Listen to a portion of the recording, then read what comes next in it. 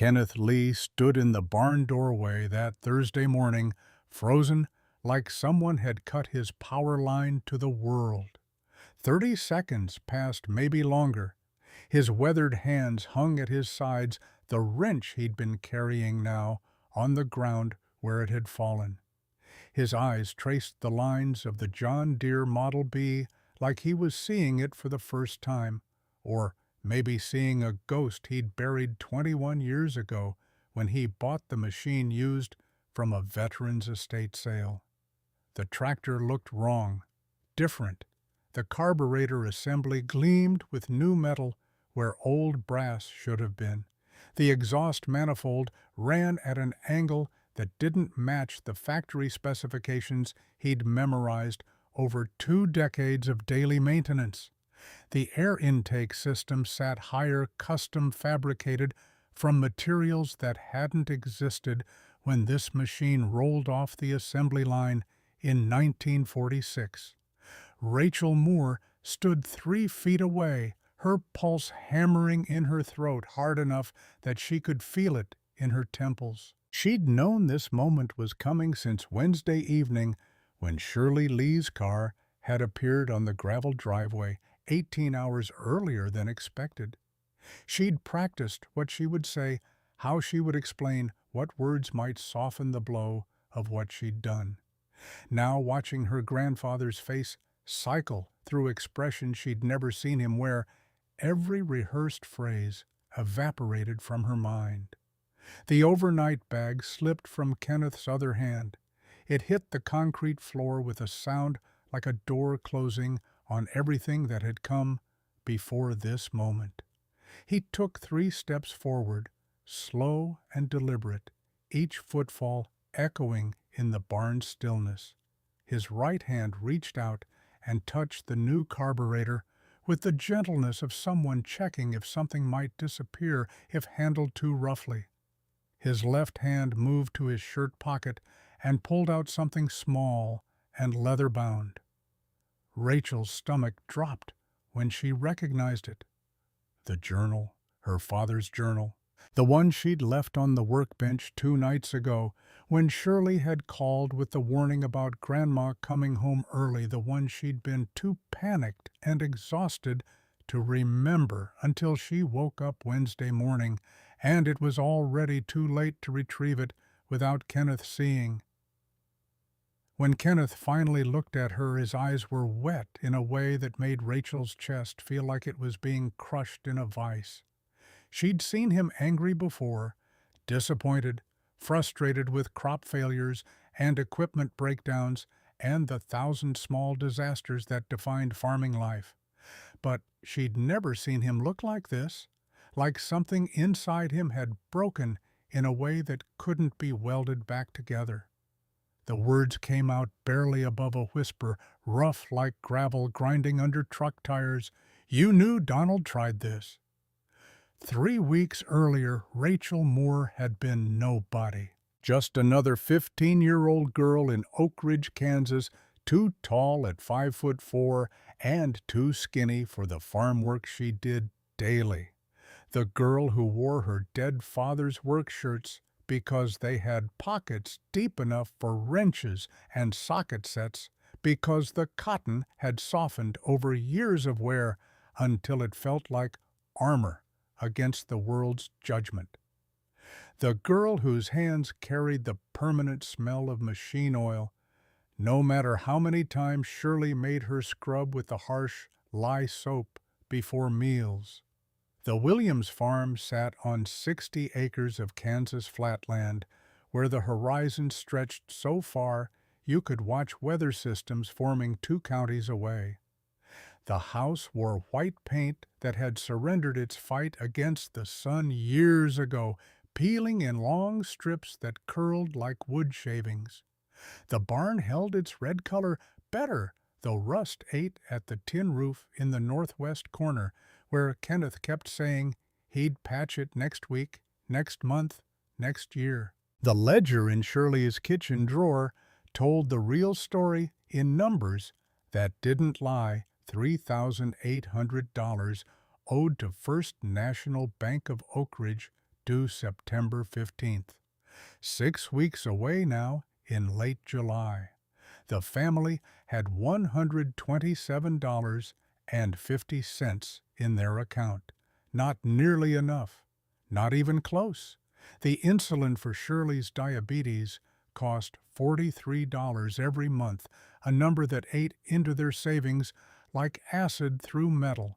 But the real heart of everything, the piece that kept them alive, or would kill them trying, sat in that barn under those rust-spotted tin panels.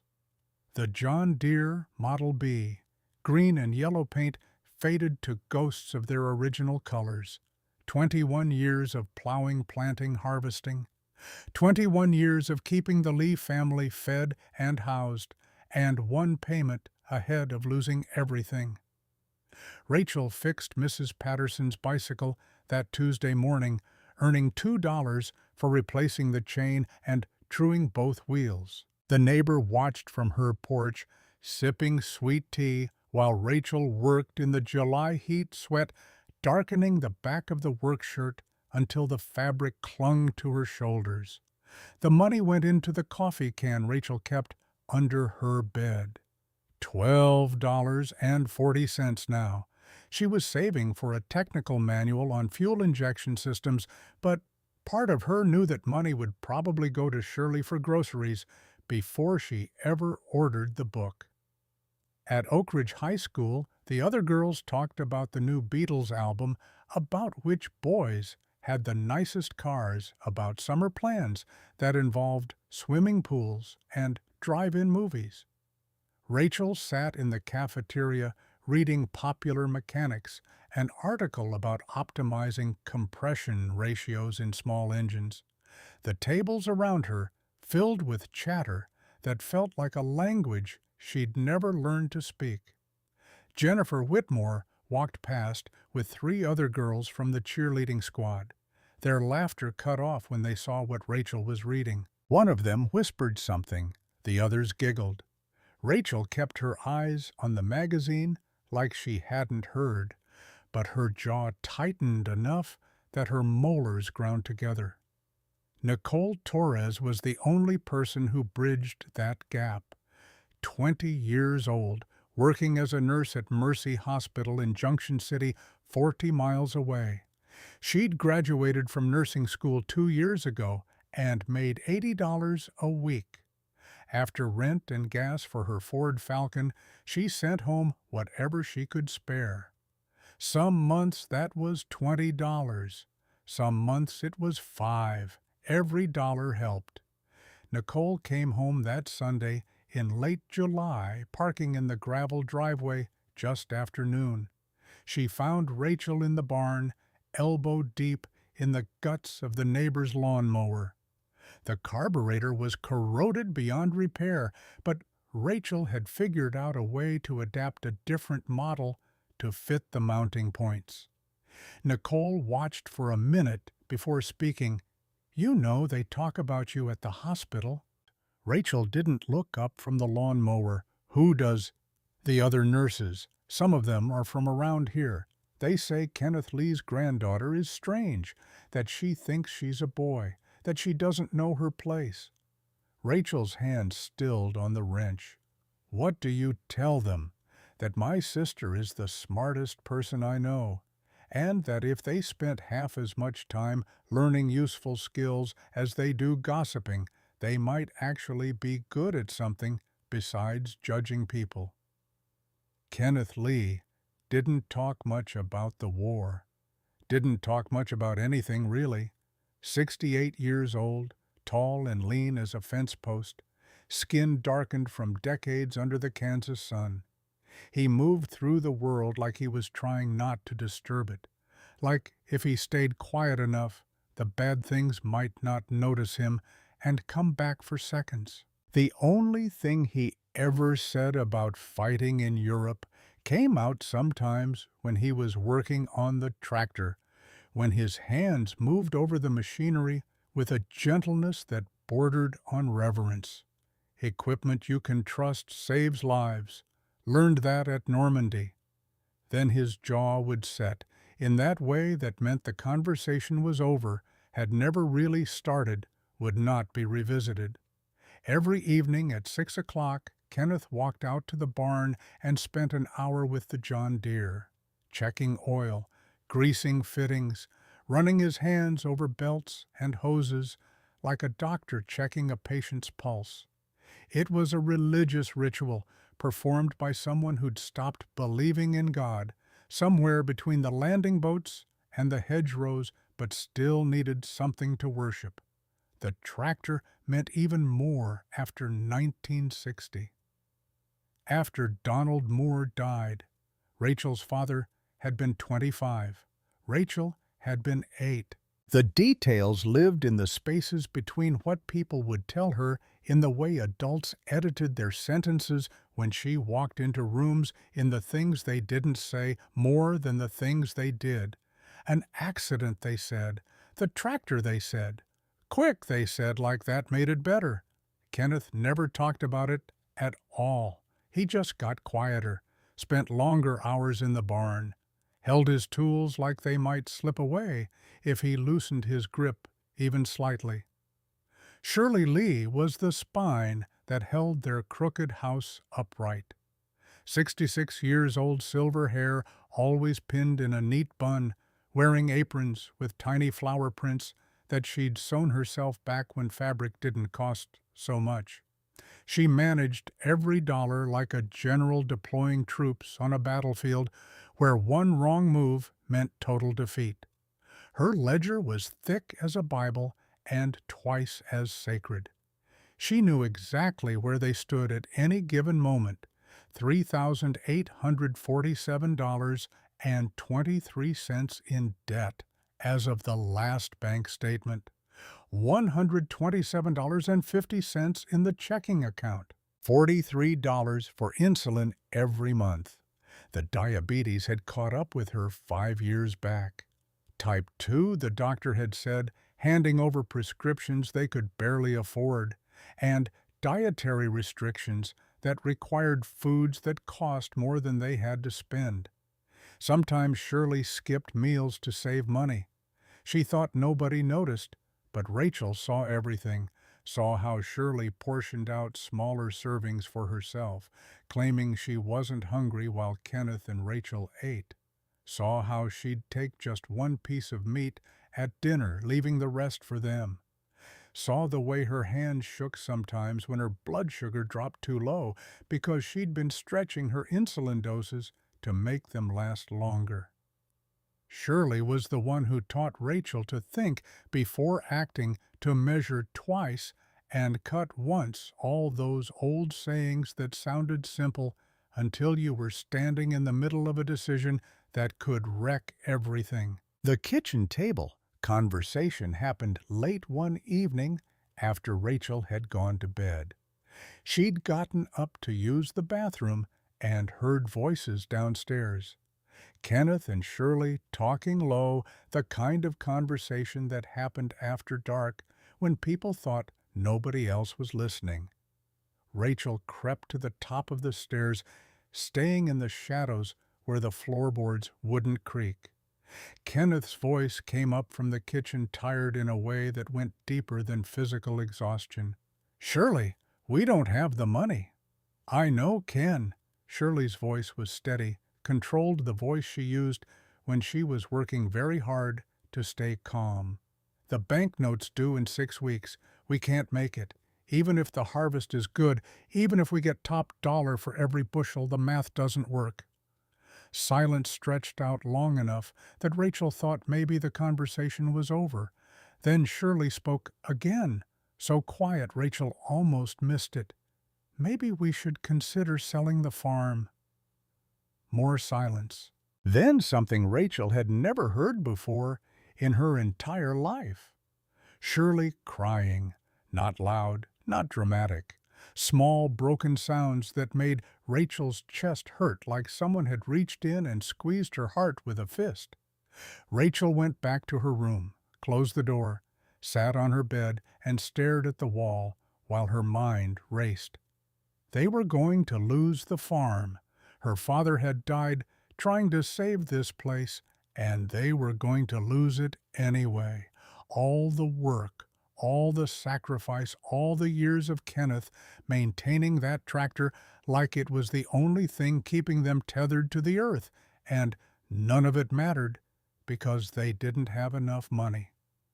She pulled out a notebook from under her mattress, started drawing diagrams, engine components, fuel delivery systems, airflow optimization. The pencil moved across the paper while her thoughts crystallized into something that felt like purpose, like direction, like maybe there was something she could do besides watch her family fall apart. Have you ever felt like you were watching your family fall apart and nobody would let you help? That's where Rachel was.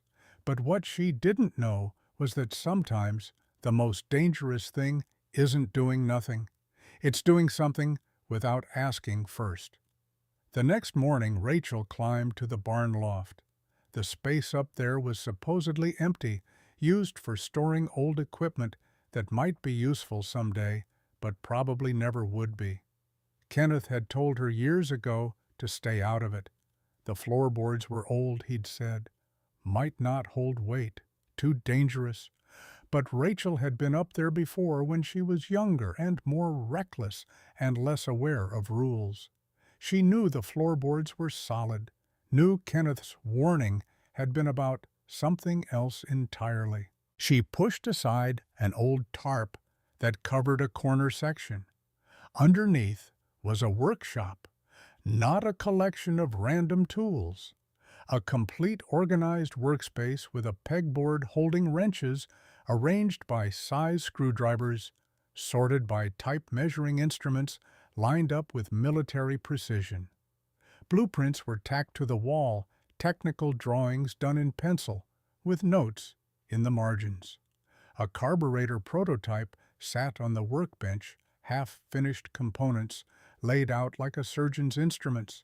A journal rested beside the prototype, leather cover worn soft with handling.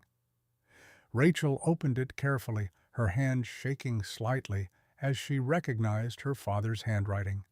The letters slanted right, neat and precise, each line straight, despite the lack of ruled paper. The entries were dated, most from 1959 and early 1960. Technical notes about compression ratios, fuel mixture calculations, airflow dynamics. But some pages were different, coded. Numbers and symbols that didn't match any standard engineering notation Rachel had seen in her library books. She flipped through until she found an entry dated June 15th, 1960, 3 weeks before her father died. Project Ironheart Day 47 finally cracked the airflow problem. The Venturi diameter needs to be 2 millimeters larger than I thought. Tested 3 different configurations. Number 17 worked, but the mounting system is still unstable. The bracket flexes under load. Need another week to redesign it. Maybe 2. Kate's birthday next month. She'll be 8. Smart as a whip, that one, already asking questions about how the tractor works. Someday, she'll finish what I started. She'll be better than me. I know it. Rachel read the entry 3 times. Her eyes burned, but she didn't cry. Her father had been working on this, had been close, had run out of time, and he'd believed she would finish it, had written it down like a message in a bottle thrown into a future he wouldn't get to see. She looked at the coded pages again with fresh understanding. These weren't random symbols. This was a system. Her father had been methodical, careful, scientific in his approach.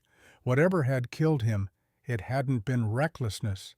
It had been something else. The next 2 weeks passed in a blur of research and planning. Rachel went to the Junction City Library 3 times a week after finishing her farm chores. The building was bigger than Oak Ridge's small branch, with technical reference books that couldn't be checked out but could be studied at the long oak tables. Patricia Harris worked at the library part-time. Retired engineer, maybe 60 years old, with gray hair cut short and reading glasses that hung on a chain around her neck. She noticed when Rachel started checking out advanced engineering texts. Noticed when the 15-year-old girl sat at the corner table for 3 hours straight, copying diagrams into a notebook with intense concentration. Patricia approached on the third visit, setting a stack of books on the table. "Those aren't high school level." Rachel looked up defensive. "I can handle them." "I didn't say you couldn't." Patricia pulled out a chair and sat down without being invited. "I'm saying they're not high school level because they're typically used by second-year engineering students. So either you're remarkably ambitious or you're working on something specific." Rachel closed her notebook, just curious. Curiosity with that focus usually means a project. Patricia tapped the closed notebook. "If you need help with the theory side of things, I'm here Tuesdays and Thursdays. Worked 30 years designing agricultural equipment before I retired. Moved back here to be closer to my sister." Rachel studied the older woman's face, looking for judgment or condescension or the 1,000 small dismissals she'd learned to expect. Found none of those things, just genuine interest and the kind of patience that came from years of teaching. "What if I had questions about optimizing fuel delivery in older engines?" "Then I'd say you're either restoring a classic car or you're planning to modify something you probably shouldn't be touching." Patricia smiled. "Either way, I'd help you do it right, instead of blowing yourself up doing it wrong." 3 times a week became 4. Patricia helped Rachel decode her father's notation system. It wasn't random at all. It was a compressed form of engineering shorthand Donald had developed probably to save space in the journal. Each symbol represented a specific measurement or ratio or material specification. The blueprint for the carburetor modification started to make sense. The airflow calculations, the fuel atomization improvements, the pressure differential optimization. Donald hadn't been guessing. He'd been engineering, and he'd been right, 90% of the way to success. Brenda Wright lived alone in a small house on the edge of Oak Ridge. Her workshop out back was filled with welding equipment and metal stock. Everyone called her Brenda, though some of the older men still called her "that woman welder," with a tone that made it clear they thought women doing men's work was fundamentally wrong. She'd been welding since 1945 when her husband came back from the war and taught her the trade. He died in 1963 when his heart gave out at 52. "Too many cigarettes," the doctor said.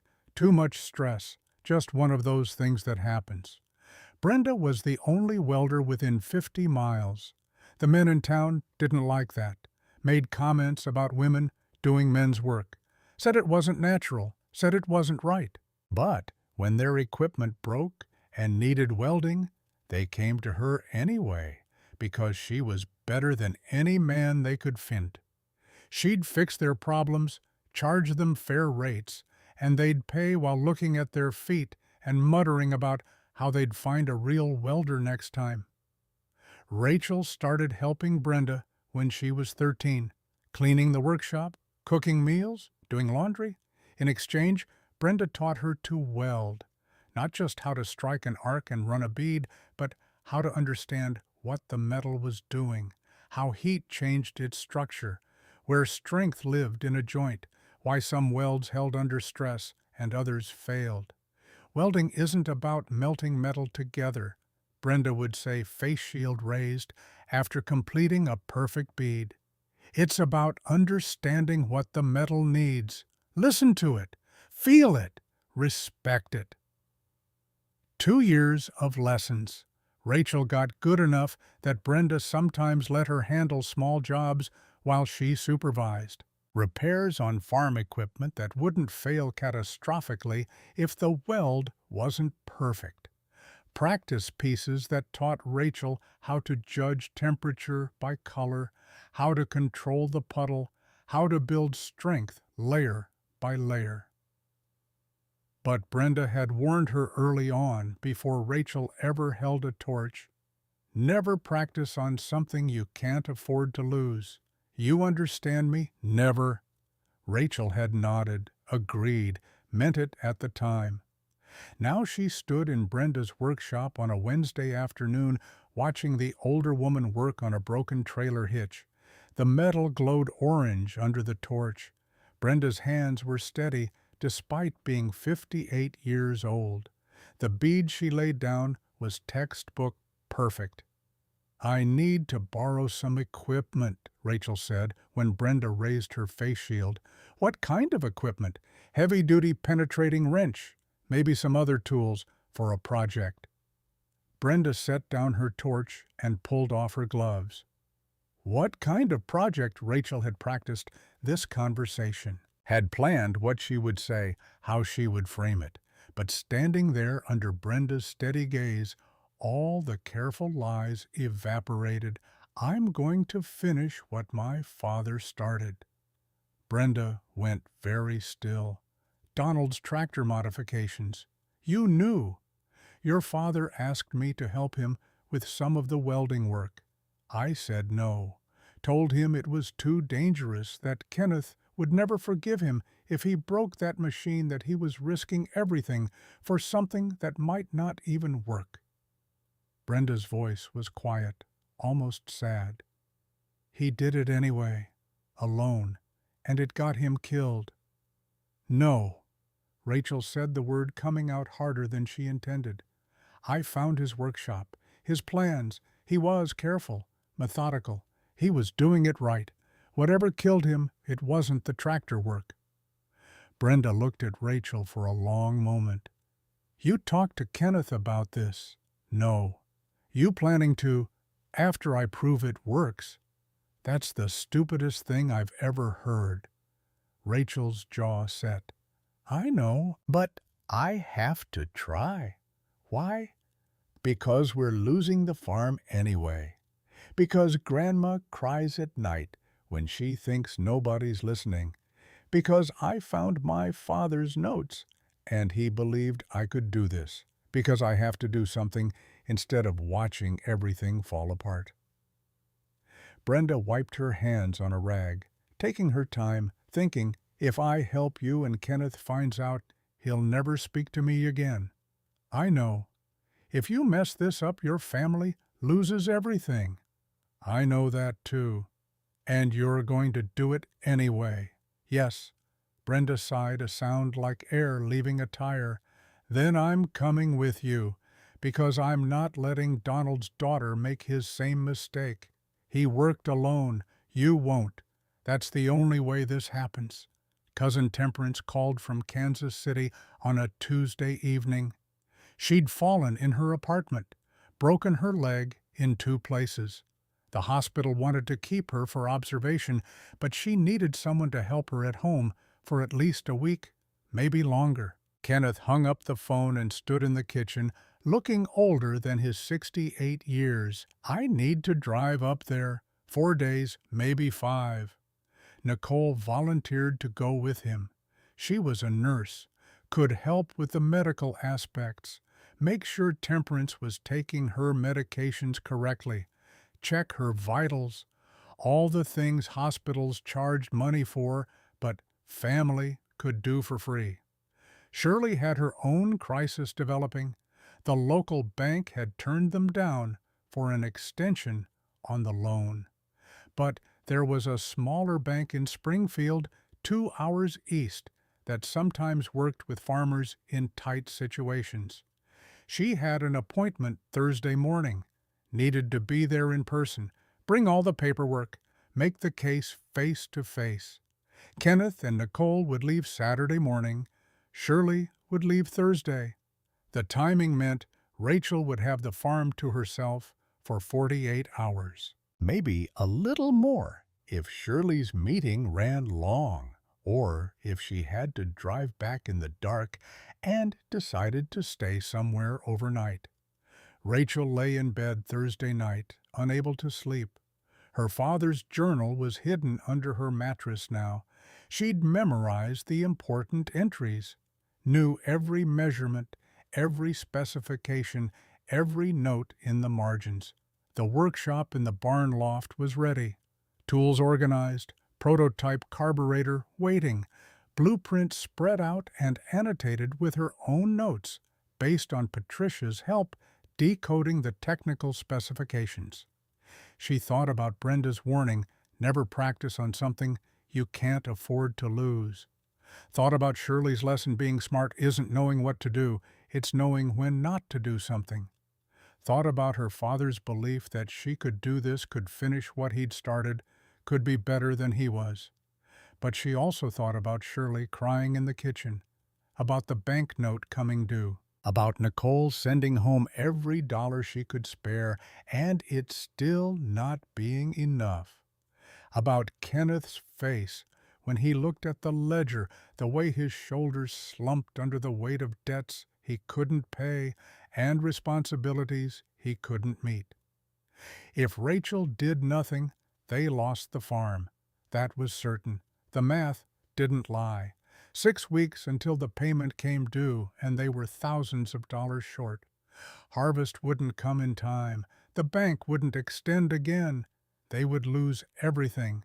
If Rachel tried and failed, they lost the farm, but at least she would have tried.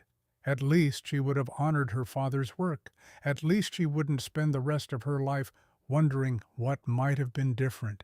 And if she tried and succeeded, maybe they had a chance. Maybe the tractor would work better. Maybe they could take on more custom work for neighbors. Maybe they could earn enough to make the payment.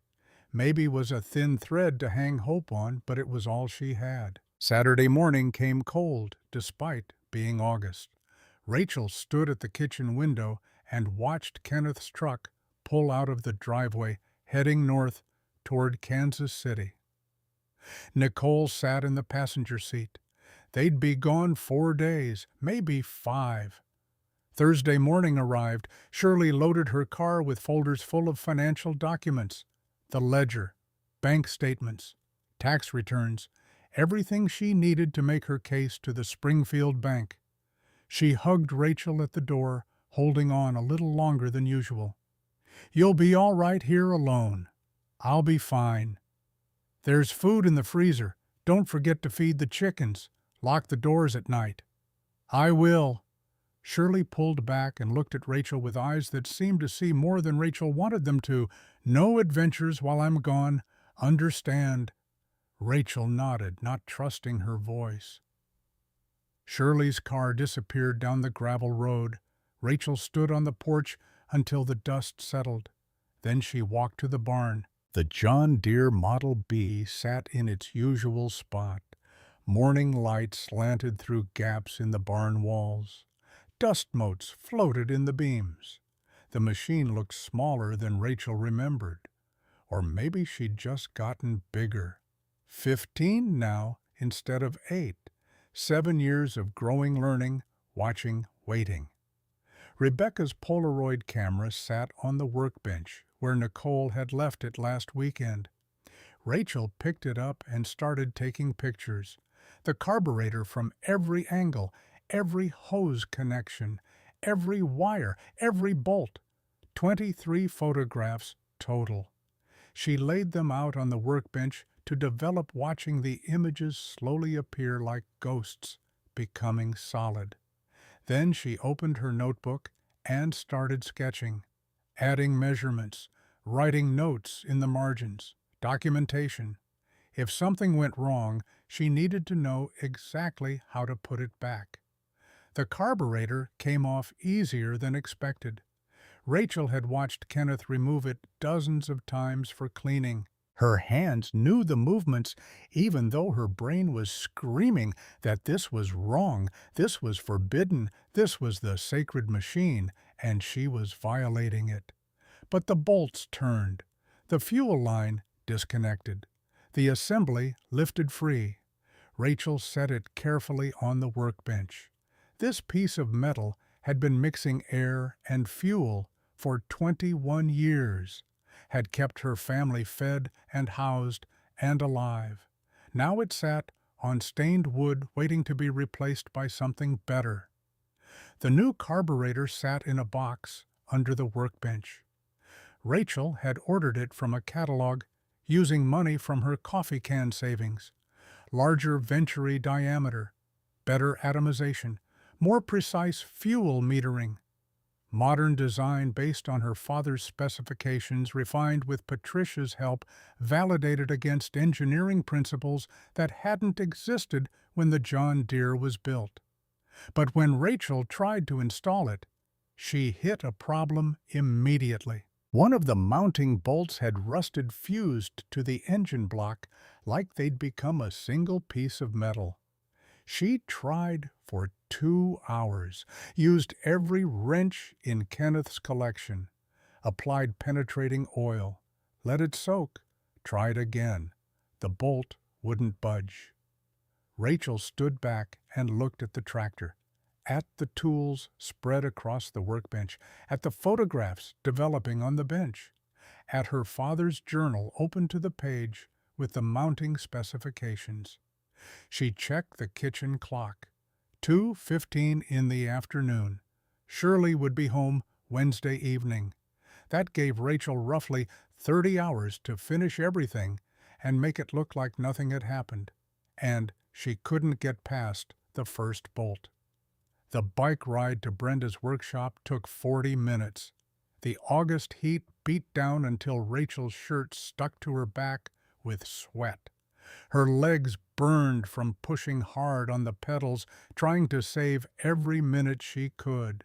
Brenda was in her workshop, torch in hand, working on something for a customer. She raised her face shield when Rachel's shadow fell across the workbench. "Need a heavy-duty penetrating wrench." Brenda set down her torch and studied Rachel's face. "What are you working on?" Rachel didn't answer, couldn't make herself say it out loud. Not yet. Not when saying it would make it real and irrevocable. Brenda's eyes narrowed. "You're touching the John Deere." Silence. "That's the stupidest thing you've ever tried to do." Rachel's voice came out steadier than she felt. "I know, but I have to try." "Prove it to who, Kenneth? Your father, yourself. All of them." Brenda shook her head slowly. "You understand what happens if you mess this up. That tractor is all your family has. You break it, they lose everything." "I know. And you're still going to do it." "Yes." Brenda stared at Rachel. Rachel stared back. Neither looked away. The workshop was silent, except for the tick of cooling metal. Finally, Brenda pulled off her gloves. "If you're determined to do something this insane, at least do it right. I'm coming with you." Brenda loaded tools into her truck without asking what Rachel needed them for. The penetrating wrench went in first, heavy enough to bend metal without breaking. Then came the torque wrenches, the socket sets, the specialty tools most people didn't own because they cost too much and got used too rarely. Rachel watched from the passenger seat, understanding that Brenda was packing for war, not a simple repair job. The drive back to the Williams farm took 12 minutes. Brenda didn't speak. Rachel watched the Kansas countryside slide past the window fields of wheat baking under the August sun, irrigation pivots throwing arcs of water that created temporary rainbows in the heat shimmer. Everything looked normal. Everything looked like the world hadn't shifted on its axis the moment Rachel decided to put her hands on machinery she had no right to touch. The barn felt different with Brenda there, larger somehow, the ceiling higher, the shadows deeper. Brenda walked around the John Deere, slowly taking in the modifications. Rachel had already completed the new carburetor, sitting ready in its box, the photographs spread across the workbench, documenting every angle of the original configuration. Brenda picked up one of the Polaroids, studying it with the intensity of someone reading a map to buried treasure. "You documented everything." "Had to, in case I needed to put it back." "Smart." Brenda set down the photograph and turned her attention to the fused bolt. She tried it once with her bare hands, testing the resistance. Then she selected the penetrating wrench from her truck, positioned it carefully, and applied pressure with the kind of controlled force that came from decades of knowing exactly how much metal could take before it gave up or broke. The bolt screamed as it turned, a quarter inch, half inch. Then it was moving freely, unscrewing, with the ease of something that had never been stuck at all. Brenda stepped back and wiped her hands on a rag. "New carburetor goes in now, but we need to do the exhaust work first. Your father's design calls for custom manifold fabrication. That's welding. Takes time to do right." Tuesday afternoon bled into evening. The exhaust manifold required precision welding that pushed Rachel's skills to their limit. She'd practiced on scrap metal, had laid hundreds of beads under Brenda's supervision. But this was different. This was real. This mattered in ways that made her hands want to shake. The first attempt cracked. A hairline fracture that appeared as the metal cooled, the kind of failure that looked minor, but would spread under stress until the whole joint gave way. Brenda's voice was clinical, detached, the tone of a surgeon pointing out where a student had cut wrong angle. "Heat's not distributing evenly. Grind it down. Start over." Rachel ground away the failed weld, metal dust falling like snow. Her shoulders ached from holding position. Her eyes burned from squinting through the face shield. But she sat up again, adjusted her angle, struck the arc. The second attempt looked better. The bead was smooth, the penetration deep. But as it cooled, another crack appeared. Different location, same failure. Brenda didn't say anything this time, just pointed. Rachel ground it away. The third attempt took 4 hours. Rachel worked in sections, letting each cool properly before moving to the next building, the joint layer by careful layer. Sweat ran into her eyes despite the evening cooling down outside the barn. Her back screamed from bending at an awkward angle to reach the manifold mounting points. The torch felt like it weighed 50 pounds, but the weld held. Brenda inspected it with fingers and eyes, running her hands along the joint, checking for any sign of weakness. Finally she nodded. "That'll do."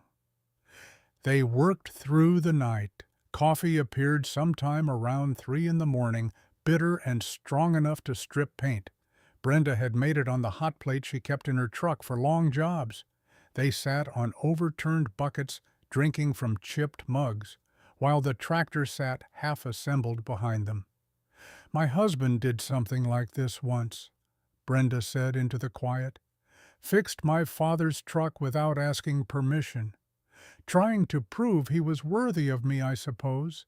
Thought if he could show he understood machinery, my father would approve of the marriage." Rachel wrapped her hands around the mug, letting the heat soak into her palms. Did it work? The truck? No. He made a mess of it, broke something he didn't understand and couldn't fix. Cost my father $200 at the dealership. Brenda took a long drink of coffee. "But I married him anyway. We had 28 years together before his heart gave out. Sometimes the bravest thing isn't succeeding, it's trying it all."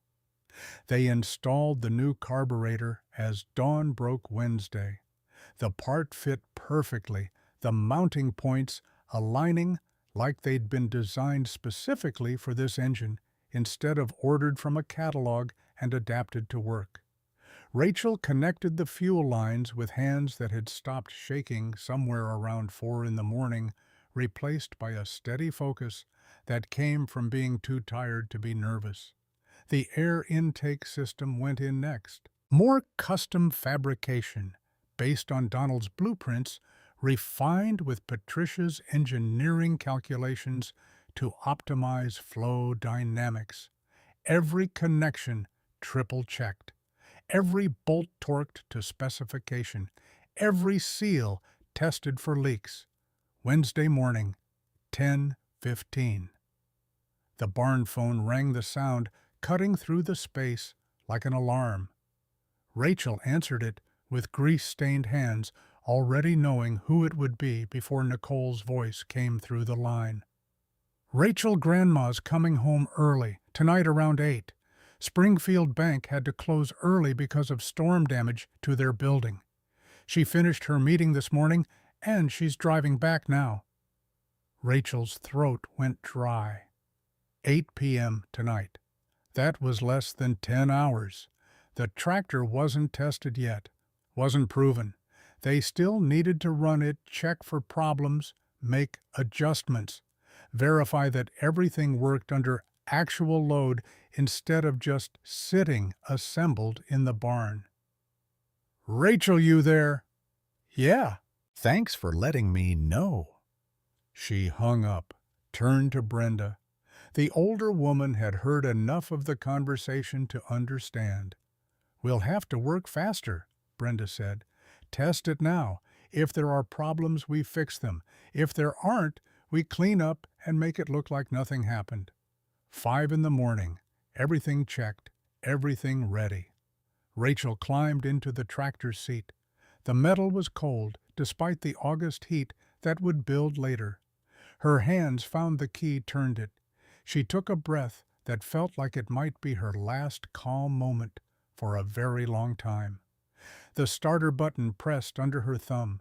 The engine turned over once, twice. Nothing. Dead silence except for the starter motor grinding.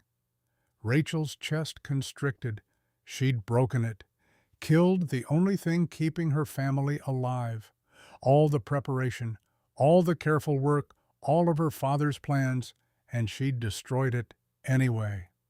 Brenda leaned in, checking connections with quick efficiency. Found it. "Loose wire. Here, try again." Key turn. Button press. The engine turned 3 times. 4.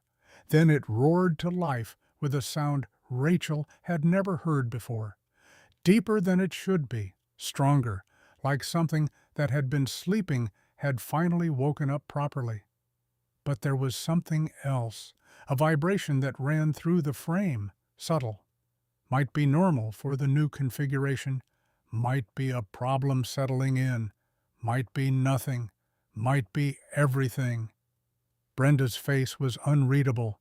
That vibration could be the new components finding their balance. Could be something working loose. We need to test it under load. Rachel drove the tractor out of the barn into Wednesday morning sunlight. The engine pulled smoothly, responded to throttle input with an eagerness the old configuration had never shown.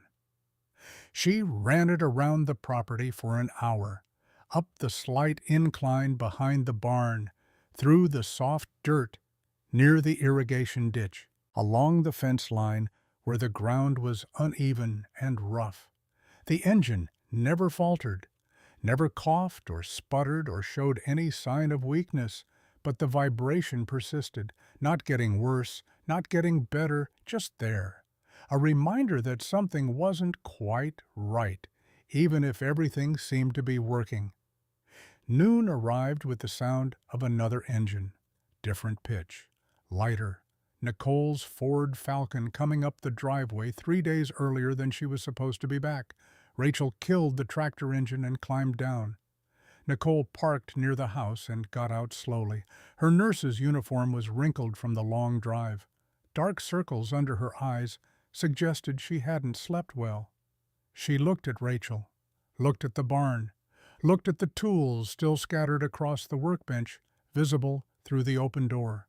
Her eyes went wide with understanding. Nicole walked toward Rachel with steps that accelerated into something close to a run. She pushed past her sister into the barn and stopped dead when she saw the old carburetor sitting in pieces on the workbench, the oil stains on the concrete floor, the photographs spread out documenting everything Rachel had done. The words came out small and tight, like Nicole was afraid of what the answer might be. "What did you do?" "I improved it, made it stronger." Nicole spun around. Her face had gone pale, the kind of bloodless white that came before someone either fainted or exploded. "You took apart the tractor, our tractor, the only thing keeping this farm alive." "I can explain." "Explain what?" "That you experimented on the one piece of equipment we absolutely cannot afford to lose." Brenda stepped forward. "Nicole, listen." But Nicole wasn't listening to anyone.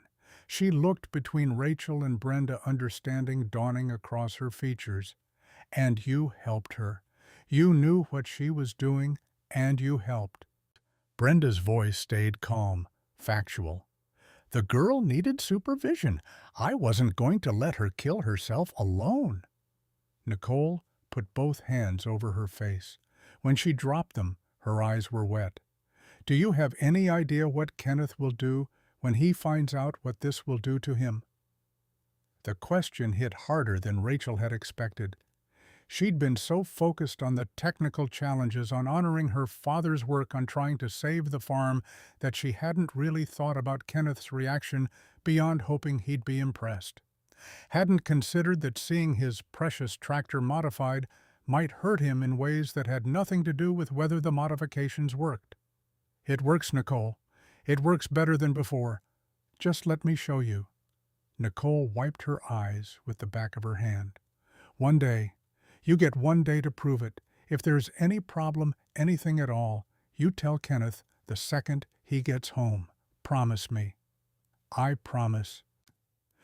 Nicole looked at Rachel for a long moment, then nodded and walked back to the house. Her shoulders shook like she might be crying. Brenda touched Rachel's arm. "Show me what it can do.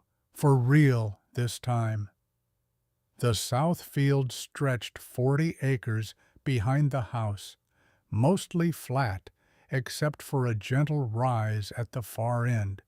They'd let it rest this year, rotating crops to let the soil recover, but it made good testing ground. Rachel hitched up the heaviest plow they owned, the 5-blade monster that always made the old tractor struggle. It used to take Kenneth most of a day to work through half the field with this implement. Rachel started the engine, engaged the transmission, felt the tractor dig in and pull. The plow cut through earth like it was soft butter instead of Kansas clay that baked hard as concrete in the summer heat. The engine maintained steady RPMs, no bogging down, no straining. Rachel shifted into a higher gear than they'd ever used with this load. The tractor didn't even seem to notice. Brenda stood at the field edge, arms crossed, face unreadable. After 20 minutes, she waved Rachel over. Rachel shut down and climbed off. Her hands were shaking from adrenaline, not fatigue. "It's working! It's actually working!" Brenda's voice was measured, careful, so far, but working for 20 minutes and working for 20 years are different things. Nicole came out of the house carrying 2 glasses of lemonade. She'd stopped crying, but her eyes were still red. She handed one to Rachel, one to Brenda. "How much have you done?" "About 2 acres." Nicole looked at the field. at the clean furrows, at the tractor sitting there like it was resting instead of exhausted. That would have taken Kenneth all morning. I know. Be careful, please. Rachel went back to work, plowed for another hour. The sun climbed higher and the heat built until sweat soaked through her shirt. But the tractor kept pulling, kept working, kept proving that everything she'd done was right. At the far end of the field, Rachel needed to turn around. Wide arc, plenty of room, nothing complicated. She'd made this turn hundreds of times on smaller equipment. The movements were automatic muscle memory taking over, while her mind was already thinking about the next pass. But muscle memory was calibrated for the old tractor, the one that responded slowly to throttle input, the one that took a moment to build up power, the one that moved like it was thinking about what you asked it to do before actually doing it. This wasn't that tractor anymore. Rachel gave it throttle coming out of the turn, normal amount for the old configuration. But with the improved power delivery, normal was too much. The rear wheels, already stressed from pulling the heavy plow through resistant soil, broke traction. The whole machine lurched sideways. Rachel yanked the steering wheel, trying to correct. The tractor's momentum had other plans. It slewed toward the irrigation ditch, picking up speed on the slope. Rachel hit the brakes. Too late. The angle was wrong. The weight distribution was wrong. Everything was wrong. The tractor didn't flip. That was the only mercy. It just slid down the embankment in a hard, grinding descent. Metal screamed against rock. Something underneath crashed with a sound like a sledgehammer hitting an anvil. The whole machine tilted at 45 degrees, threatening to roll, somehow staying upright through physics or luck or divine intervention. Then it stopped, wedged in the ditch at an angle that made Rachel's stomach hurt to look at. She killed the engine with hands that wouldn't stop shaking, climbed out carefully, testing each foothold, trying not to shift the weight distribution and send the whole thing rolling. Her legs barely held her when she reached solid ground. Nicole was running across the field, screaming Rachel's name. The sound carried across the distance raw with panic and fear and something that might have been fury. Brenda was right behind her, moving faster than someone 58 years old should be able to move.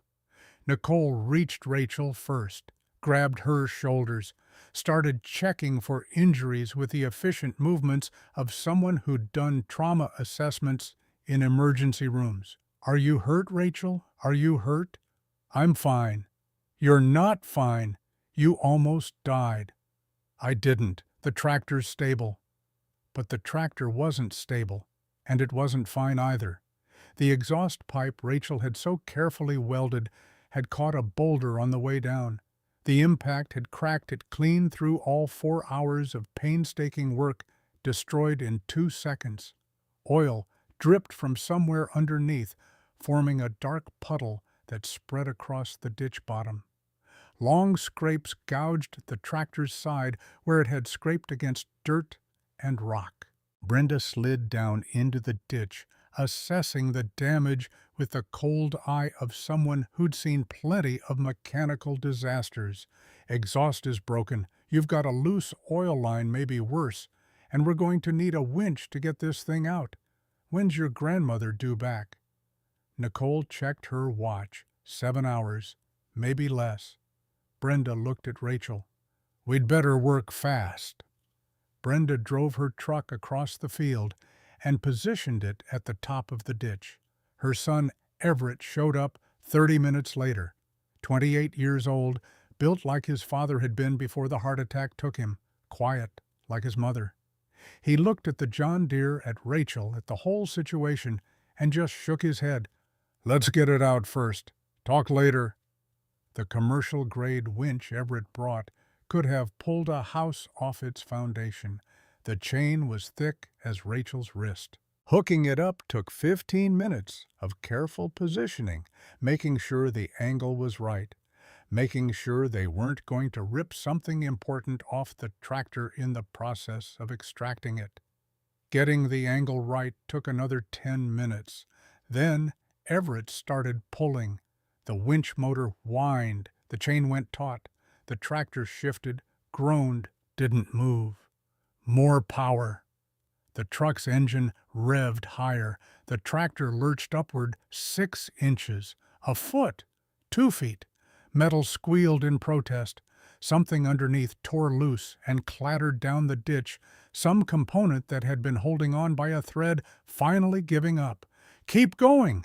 Another foot, another. The tractor crested the edge of the embankment, tilted back toward level, finally sat flat on solid ground again. They'd gotten it out. But the damage was obvious even from a distance. Oil still leaked, leaving a trail across the field. The exhaust pipe hung at an angle. Rachel's careful weld split apart. Mud and scratches covered the paint. Nicole checked her watch again. 6 hours, 45 minutes.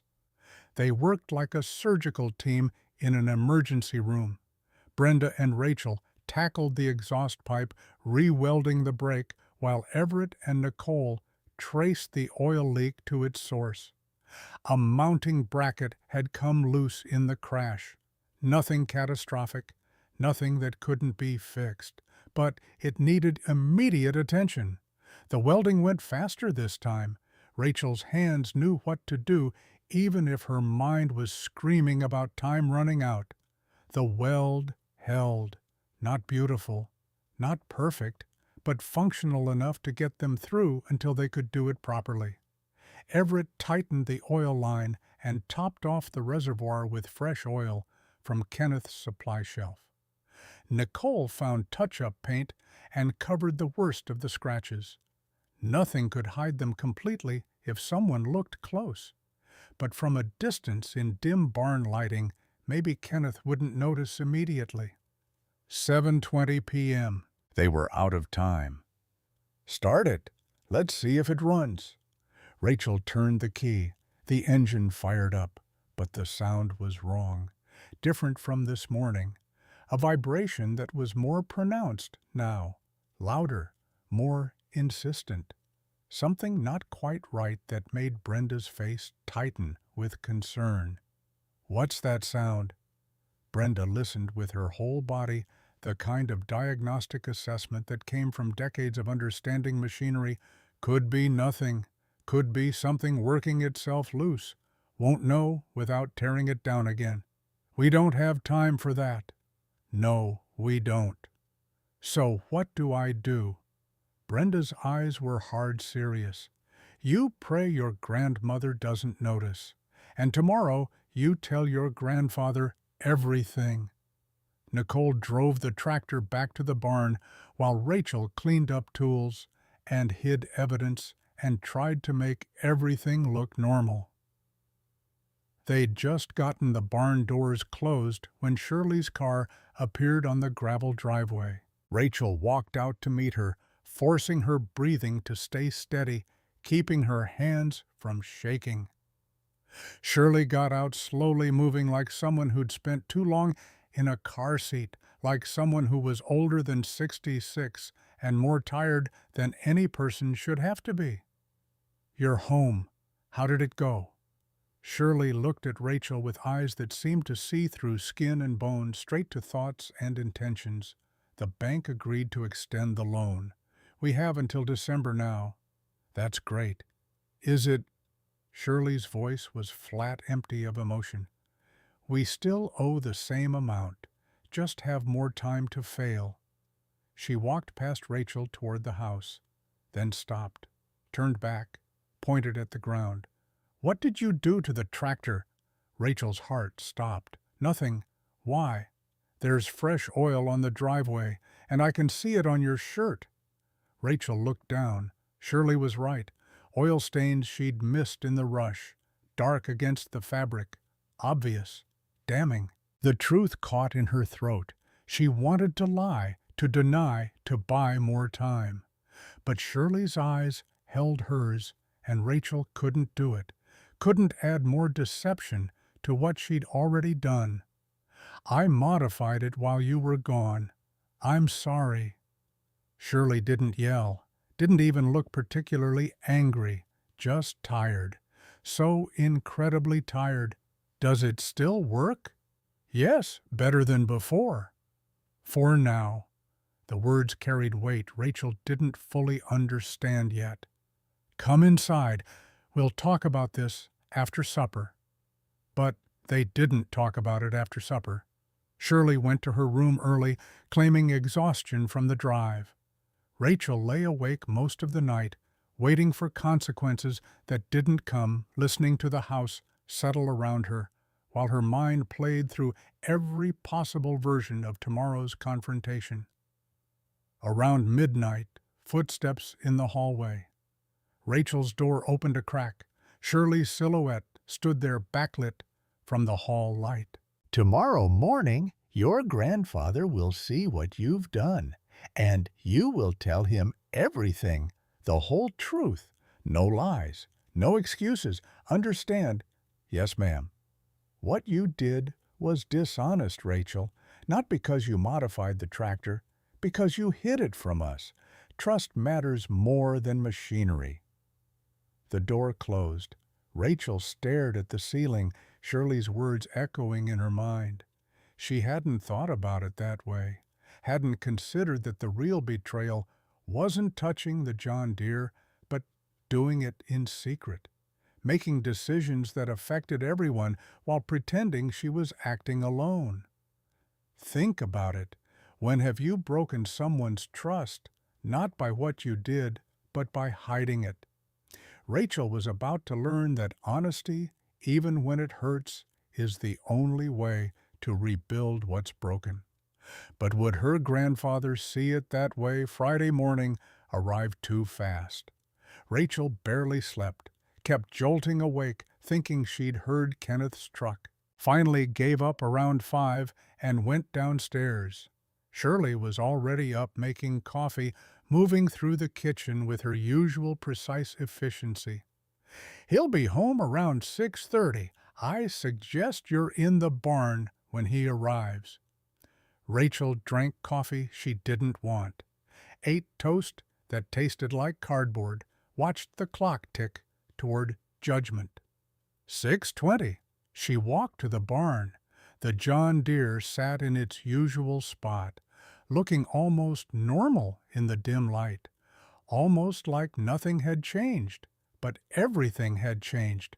Rachel had changed it, had broken some invisible rule she hadn't fully understood until it was too late. 6:45, 7 o'clock. Then she heard it, Kenneth's truck engine, that distinctive rattle that meant he needed a new muffler but would probably drive it until it fell off completely. The truck pulled up. Engine died. Door opened and closed. Footsteps approached the barn, heavy, deliberate, getting closer. Rachel stood next to the tractor hands at her sides, trying to figure out where to look when he walked in. The barn door opened. Kenneth stepped inside, carrying his overnight bag, road-worn, tired. His eyes went to the John Deere and he froze, just stopped, stopped moving, stopped breathing, stopped being anything except a man staring at something impossible. Rachel counted seconds in her head. 10, 20, 30. His face went through changes she'd never seen before. Confusion, first eyes tracking over the modified carburetor, the new air intake, the different exhaust configuration.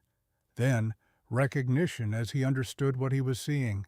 Then something that looked like horror. The overnight bag slipped from his hand, hit the floor with a soft thump that sounded like finality. Kenneth took 3 steps toward the tractor, reached out, touched the new carburetor like he was checking if it was real. His other hand went to his shirt pocket and pulled out something small. Donald's journal. The one Rachel had left in the barn by accident, too rushed and panicked Wednesday night to remember it. When Kenneth looked at Rachel, his eyes were wet. She'd never seen him cry. Not at Shirley's diagnosis, not at any funeral she could remember, not ever. But his eyes were wet now. The words came out barely above a whisper, rough like gravel. "You knew Donald tried this?" "Yes, sir. I found his journal and his workshop." Kenneth stopped, went very still. His what? Barn loft, under the tarp, full workshop, blueprints, prototype carburetor. He was working on this for months, maybe longer. Kenneth looked stricken, like Rachel had just told him something that rewrote history. "I didn't know he had a whole workshop, and I never knew." He walked around the tractor slowly, inspecting every change Rachel had made. His hands trembled when he touched the welds, traced the new fuel lines, examined the modified mounting brackets. "This tractor is all we have. You understand that without it we lose everything." "I know." "Then why would you risk it?" The words burst out of Rachel louder than she meant. "Because we're losing everything anyway. We owe money we can't pay. Grandma needs medicine we can barely afford. And Dad was so close. His notes showed it. He just ran out of time. If I keep doing what we've always done, we fail. At least this way there was a chance. I'm finishing what he started." Kenneth turned away, put both hands on the tractor's hood, leaned his weight against it. His shoulders shook. He was crying, actually crying, and Rachel didn't know what to do except stand there and feel like the worst person in Kansas. Kenneth's voice broke. "Your father died in that barn, but not from the tractor, from hiding what he was doing. He was working alone, late at night, testing something. The lift failed. Tractor fell on him. By the time I found him in the morning—" Kenneth stopped, couldn't finish. "I never knew he had a workshop, never knew he was still experimenting. If he'd just told me, if he'd just asked for help, he'd still be here." He turned to face Rachel. "That's why the workshop was hidden. He knew I'd say no, just like I'd say no to you. But hiding it, that's what killed him, not the work itself, the secrecy." Rachel felt like the ground had opened beneath her. "I didn't know. I'm so sorry." "Now you do. Now you know why I can't lose you too. Not because you tried, because you tried alone." The barn door opened. Shirley stepped inside, her presence somehow making the space feel less crushing. "Kenneth, that's enough. She lied to us, Shirley." "Yes, she did. And that was wrong." Shirley turned to Rachel. "Very wrong. Trust is sacred in this family, and you broke it." Then back to Kenneth. "But she didn't work alone. She had Brenda Wright. She had Patricia Harris. She spent 6 weeks preparing. She documented everything. She was methodical, just like Donald. But unlike Donald, she asked for help." Shirley moved closer, stood between Kenneth and Rachel. "What's done is done. The tractor is modified. Now we need to know if it works. Kenneth, you need to test it." Kenneth looked at her like she'd suggested jumping off a cliff. "Test it. Unless you want Rachel's work to be meaningless, test it. See what she's built. Then decide." He stared at the John Deere for a long moment, then nodded once short and sharp. "All right, we'll test it. But if anything is wrong, anything at all, we stop immediately." He looked at Rachel. "Get in. We're going to North Ridge Field." Rachel's stomach dropped. North Ridge. The field with the heaviest clay soil in the county. The field where her father had died. That seemed intentional. A test with layers Rachel wasn't ready to face. They walked across the property in silence. Kenneth drove. Rachel sat on the fender. Shirley and Nicole followed in Shirley's car. Brenda's truck appeared too, parking at the field edge. The whole family gathered to watch Rachel either save them or destroy them. Kenneth engaged the transmission, started pulling the same 5-blade plow Rachel had used Wednesday. The tractor dug in, muscles of steel and combustion coming to life. For 10 minutes, everything was perfect. The engine pulled smoothly through soil that normally made it labor. The power increase was undeniable even to someone as skeptical as Kenneth. Rachel saw his grip on the steering wheel loosen slightly, saw something like hope start to show in his face. Then the vibration came back, louder now, more insistent, different than the ticking in the original story. A grinding sensation that ran through the frame. Kenneth heard it instantly, killed the engine, climbed down. "What's that sound?" Rachel's throat was dry. "I don't know. It started after the accident Wednesday." Kenneth's face went through several colors. Red, white. Red again. What accident? Rachel told him everything. The test run, the crash, the ditch, the damage, the rushed repairs. Every detail she'd been hoping to hide. Kenneth knelt next to the tractor and started examining the undercarriage. Rachel knelt beside him, watching him trace fuel lines, check mounting points, feel for anything loose. His hand stopped on something Rachel couldn't see. Stayed there a long moment. "Rachel, look at this." Rachel crawled under further. Kenneth was pointing at a frame mount. The metal had a crack in it, long, deep, old. "This crack is years old. See the oxidation. This didn't happen in your accident. This has been forming for maybe 5, 6 years."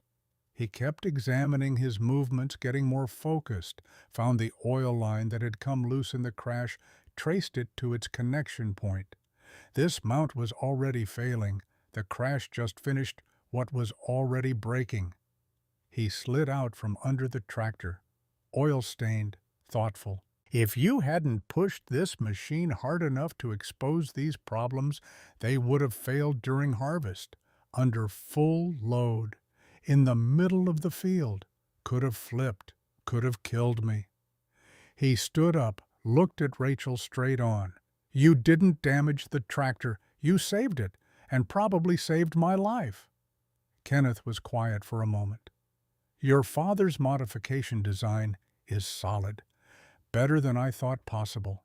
The exhaust work needs refinishing, but the core work, it's brilliant. Just like he was, just like you are." A car engine approached. Different sound, newer.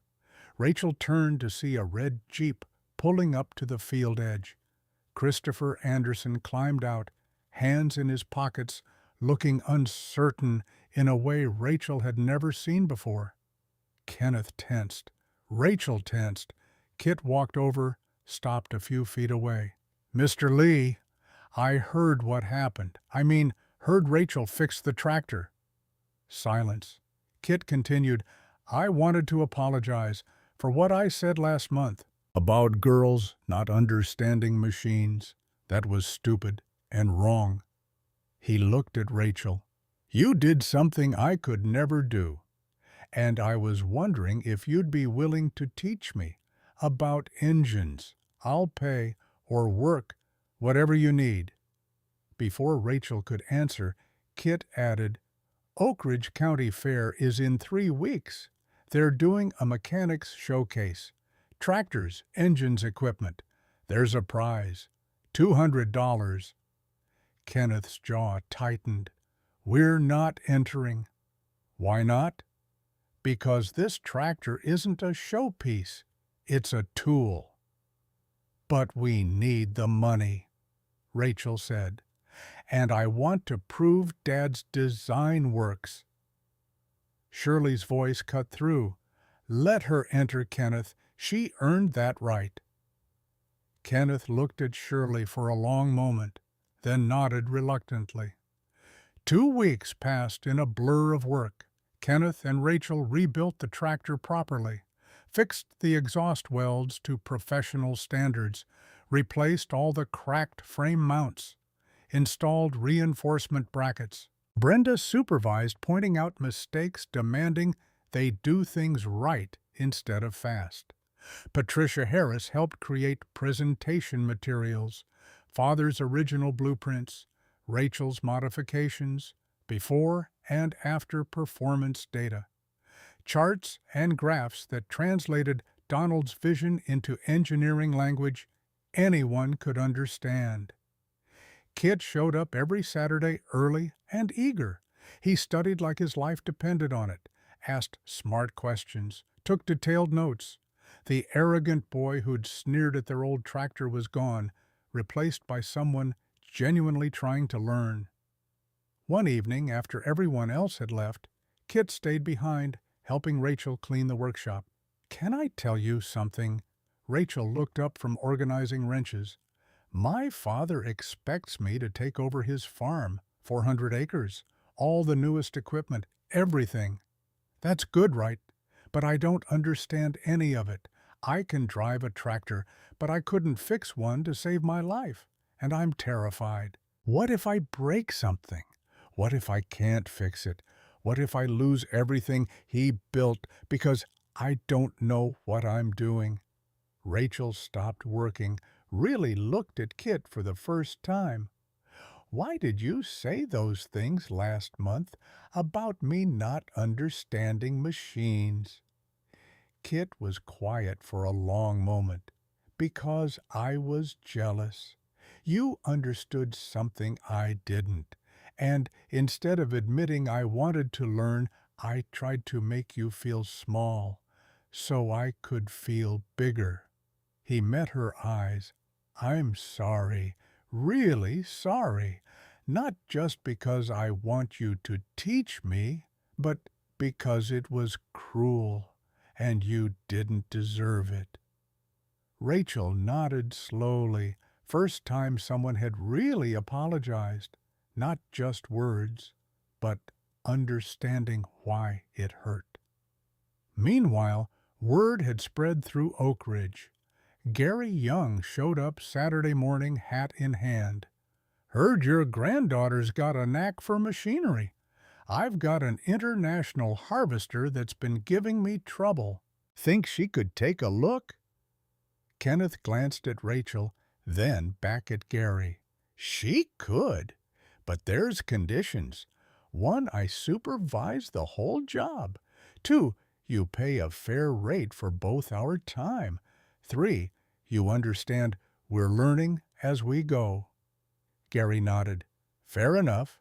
$50 sound reasonable." $50, more money than Rachel had ever earned. The job started Monday. Gary's International Harvester was a 1958 model with completely different engine architecture than the John Deere. Different fuel system, different cooling, different everything. Kenneth warned her from the start, every machine is unique. What worked on ours won't necessarily work on his. Rachel thought she understood, but understanding and truly knowing were different things. They spent 3 days diagnosing, traced the problem to a fuel delivery issue similar to what the John Deere had. Rachel was confident.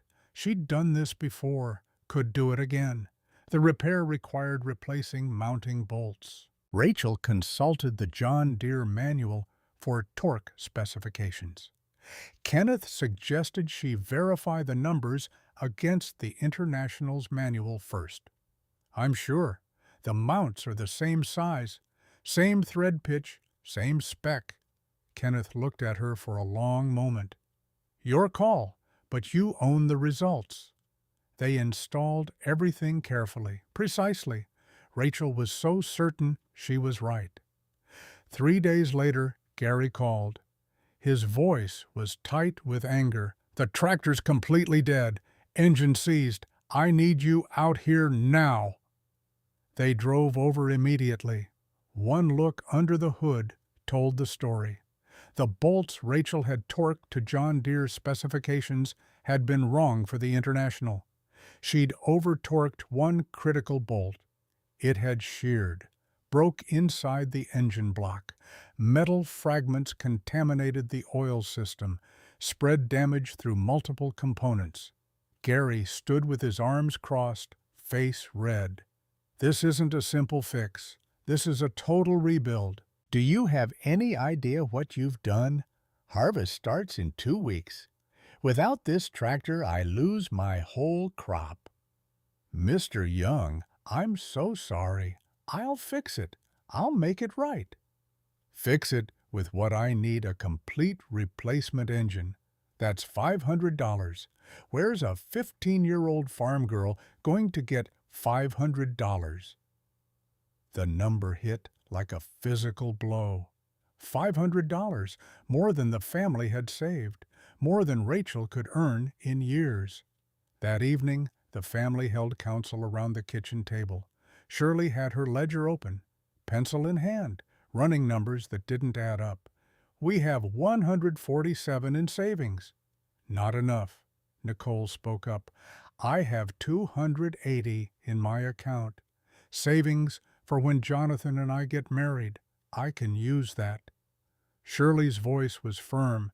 Absolutely not. That's your future. I can quit nursing school, get a full-time job, pay it back. Kenneth's voice cut through. No, Rachel made the mistake. But we don't sacrifice your education for it. Rachel sat there, feeling like the weight of everyone's disappointment might crush her into the floor. Saturday morning, Brenda's truck pulled into the driveway. She got out carrying an envelope. Inside the kitchen, she set it on the table. $500. Brenda, we can't accept this. Yes, you can. This is money Rachel earned working for me over the past 2 years. I've been saving it for her.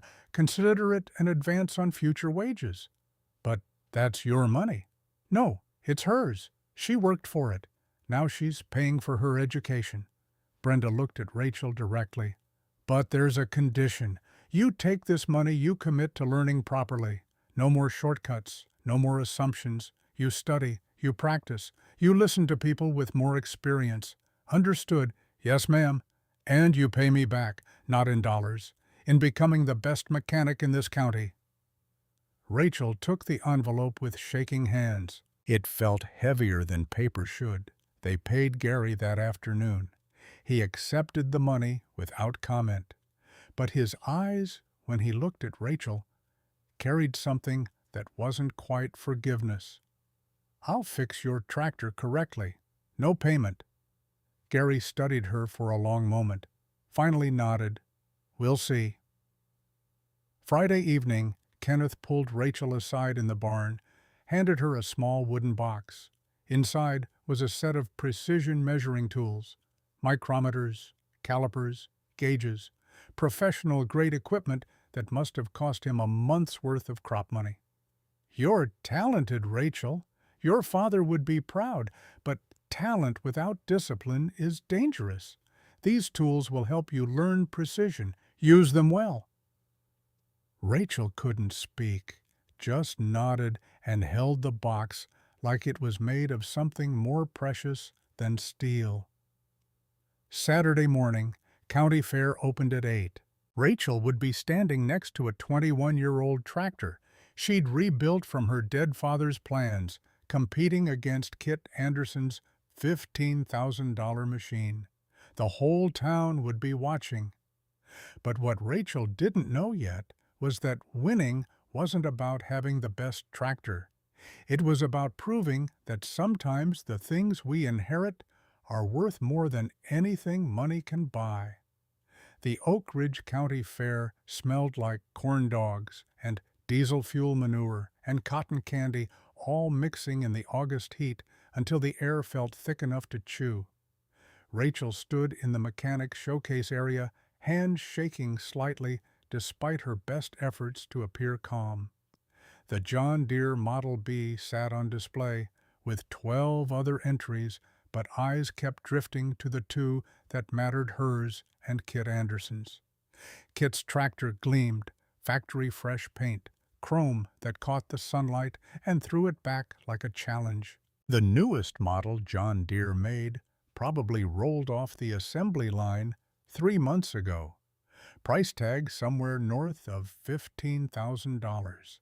Technology that made Rachel's 1946 machine look like a museum piece. But Rachel had something Kit's tractor didn't: a story.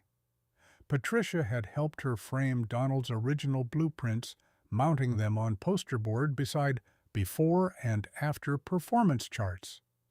The data told its own tale. Power increase, 23% fuel efficiency up, 15% load capacity improved, 18%. Numbers that made farmers lean in close, squinting at the graphs, muttering calculations under their breath. The crowd numbered over 200. Seemed like everyone from Oak Ridge and 3 surrounding counties had shown up. Kenneth stood near the back, arms, crossed, face unreadable. Shirley beside him, clutching her purse like it was the only thing keeping her anchored.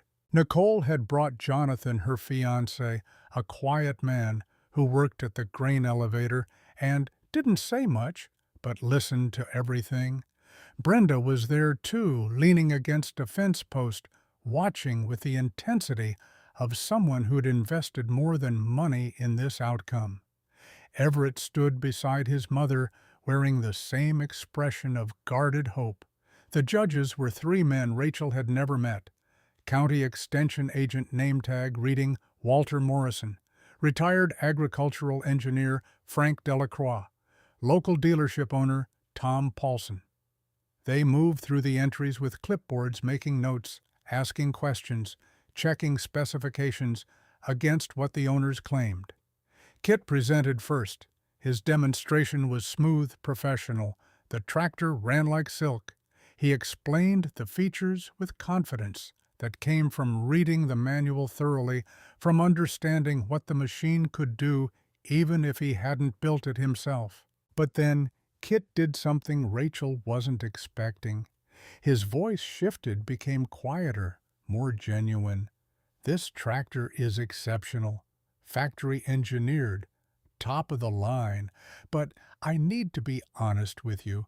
I didn't build it. I didn't modify it. I showed up and talked about features I read in a manual. The real engineering here isn't mine. It's the people who designed this at the factory. He gestured toward Rachel's display. That's the real innovation. Taking a 21-year-old machine and making it better, understanding the principles well enough to improve on the original design. That's engineering. What I have is just money. The judges looked at each other clearly, not expecting that level of honesty. Rachel's turn came. She explained the carburetor modifications, the exhaust optimization, the intake redesign. Showed her father's original calculations beside her own refinements. Demonstrated the tractor under load, pulling a weight sled that made several people in the crowd whistle low when they saw how easily the old machine moved it. Walter Morrison asked technical questions that tested whether Rachel actually understood what she'd done or was just repeating someone else's work. She answered each one, sometimes pulling out her notebook to show the calculations, sometimes pointing to specific components and explaining why she'd chosen that particular configuration. When she finished, the judges huddled for a few minutes. Then Frank Delacroix addressed the crowd. "We need about 30 minutes to deliberate. Results will be posted at 2 o'clock. Kit approached Rachel at her display while the judges were deliberating. Quietly, away from the main crowd, "I need to tell you something." Rachel turned, surprised by the seriousness in his voice. "My entry, the presentation I gave, My father paid engineers to optimize it, to write up the technical specifications, to create the display boards. I showed up and memorized what they told me to say. I don't understand. Why are you telling me this? Because standing up there talking about innovation and engineering, I realized I'm still faking it. Your tractor represents real work, real learning, real failure, and real success. Mine represents my father's checkbook. That's not who I want to be anymore. Kit walked to the judge's table before Rachel could respond. She watched as he spoke to them, saw their faces register surprise, then confusion, then understanding. Kit signed something on a clipboard and walked away from the competition area. Nathaniel Anderson. Kit's father had been standing with a group of other landowners. His face went from white to red when he saw what his son had done. He pushed through the crowd, grabbed Kit by the arm, hard enough to leave marks, and dragged him toward the parking area. Their voices carried across the fairground, Nathaniel's fury cutting through the general noise. Rachel couldn't hear the words, but she could see the aftermath. Nathaniel's hand connected with Kit's face, once, twice. Then he shoved his son toward a truck, climbed in, and drove away. Kit stood there for a moment, touching his jaw, then walked slowly toward where his Jeep was parked. 2 o'clock arrived. The judges posted results on a bulletin board. Crowd surged forward. Rachel stayed back, stomach twisted in knots, not sure she wanted to know. Nicole pushed through and grabbed Rachel's hand. You won! First place! Plus, they're giving you an innovation award. The prize money totaled $500. Exactly what Rachel owed Brenda. Exactly what she'd destroyed in Gary Young's engine. The symmetry felt almost too perfect, like the universe was teaching a lesson about consequences and second chances. Walter Morrison presented the awards, speaking into a microphone that crackled with feedback. Catherine Moore for her exceptional work modifying and improving agricultural equipment using sound engineering principles and honoring her father's legacy. The applause felt distant, muffled, like Rachel was hearing it through water. She accepted the envelope, shook hands with judges who seemed genuinely impressed, answered questions from farmers who wanted to know if she could do similar work on their equipment. Kenneth appeared beside her as the crowd started to disperse. He didn't say anything, just put his hand on her shoulder and squeezed once. That simple gesture carried more weight than any speech could have. Here's what Emma realized in that moment. Kit Anderson had everything she didn't. Money, land, a guaranteed future. But he didn't have the one thing she'd always taken for granted, someone who believed in him. And sometimes the richest people are the poorest in the ways that matter most. The newspaper ran the story Tuesday morning. Teen mechanic honors father's legacy with a photograph of Rachel standing beside the tractor, Donald's blueprints visible in the background. The article detailed the modifications mentioned. The county fair win included quotes from the judges about the quality of the engineering work. Shirley bought 5 copies, framed one, sent the others to relatives who'd stopped talking to them after Donald died, like maybe this proof of Rachel's success would rebuild bridges that grief had burned. Job offers started arriving Wednesday. Phone calls from farmers 2 counties over who'd heard about the girl who could resurrect old equipment. Letters from equipment dealers asking if she'd be interested in consulting work. A telegram from a manufacturer in Wichita wanting to discuss potential collaboration on small-scale agricultural innovations. Kenneth handled each inquiry carefully, establishing terms, Setting boundaries. My granddaughter and I work together. We charge fair rates. We don't rush. If you want quick, find someone else. If you want it done right, we can talk. By Friday, they had enough work lined up to keep them busy through harvest season. The money wouldn't solve all their problems, but it would give them breathing room. Might even let them make the December loan payment without selling off equipment or land. Kit showed up Tuesday afternoon. His face carried bruises, dark purple around his left eye, swelling along his jaw. He parked his Jeep at the end of the driveway and walked slowly toward the barn, where Rachel and Kenneth were working on a neighbor's grain auger.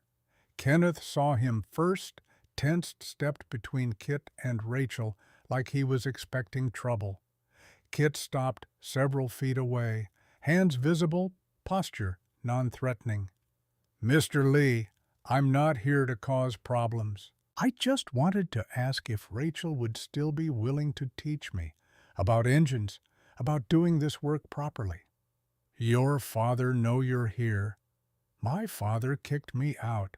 I'm staying with my uncle in Junction City, working at his machine shop to pay rent." Kenneth studied Kit's face, taking in the bruises, the way the boy held himself, like someone who'd learned hard lessons recently. "What happened?" "I told him I withdrew from the competition. He said I was an embarrassment, that I'd disrespected him, that I'd thrown away his investment. We had a disagreement about what mattered more, winning or integrity. He chose winning." Silence stretched out. Kenneth exchanged a look with Rachel that she couldn't quite read. Finally, Kenneth spoke. "You work. Real work. No shortcuts. No complaining. And you listen when we tell you you're doing something wrong." "Yes, sir." "Come back Saturday, 7 in the morning. We'll see if you mean what you say." Kit became a fixture over the next weeks. Showed up every Saturday at 7 sharp, stayed until Kenneth sent him home. He studied like his future depended on it, which maybe it did. Asked questions that showed he was thinking, not just memorizing. Made mistakes, but learned from them instead of making excuses. 3 months later, Kit showed up with news his father had called. Nathaniel had watched his newest tractor break down during harvest, had tried to fix it himself, had made it worse. The dealership quoted him $2,000 for repairs. He'd swallowed his pride and asked Kit to come look at it. Kit had fixed it in 4 hours, using skills Rachel and Kenneth had taught him. Charged his father $50. Nathaniel had paid without comment, but the next week he called again, not with a repair request, with an apology. "He still doesn't understand why I withdrew from the fair, still thinks winning matters more than how you win. But he respects that I can do something he can't, that I learned real skills instead of just writing checks." Kit paused, looking between Rachel and Kenneth. "He wants to pay you to keep training me, actually pay with money. Said if I'm going to inherit his operation, I need to know how to run it properly." Kenneth considered this.